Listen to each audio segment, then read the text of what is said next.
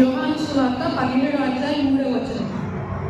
అద్వితీయ సత్యదేవుడు అయిన నిన్నును నీవు పంపిన యేసుక్రీస్తును ఎరుగుటయే నిత్య జీవం. ఎందుకు మనల్ని భూమి మీద ఉంచాడంటే దేవుణ్ణి ఎరుగటకు. ఎలా ఎరగాలి దేవుణ్ణి అంటే అద్వితీయ సత్యదేవుడు అంటే మన తండ్రి అద్వితీయ సత్యదేవుడని, అంతేకాకుండా ఆయన రక్షించుటకు మనుషులను తనతో సమాధానపరుచుకుంటకు పంపిన యేసు ప్రభువుని ఎరుగుటయే నిత్య జీవము.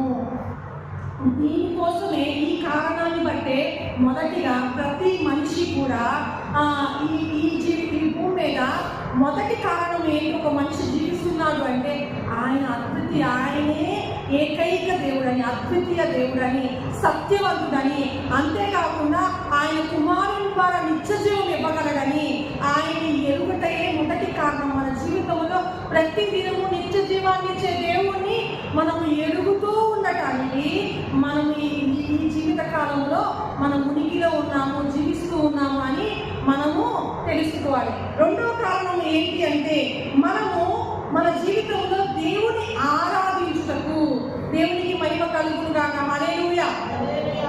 దేవుని ఆరాధించుటకు మొదటి కారణం ఏంటండి? దేవుని ఎరుగుటకు. ఎలా ఎరగాలి? అద్వితీయ సత్యదేవుడని, ఆయన పంపిన కుమారుడైన యేసు ప్రభుని ఎరిగినటే నిత్య జీవం అని ఎరగాలి.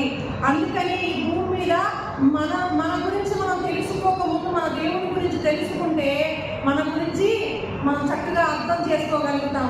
మన గురించి మనకు అర్థం కావట్లేదంటే మనం రూపించిన దేవుణ్ణి మనం అర్థం చేసుకోలేదండి. రెండవ కారణం ఏంటంటే ఆరాధించుటకు. రెండవ కారణం ఏంటి? ఆరాధించుటకు.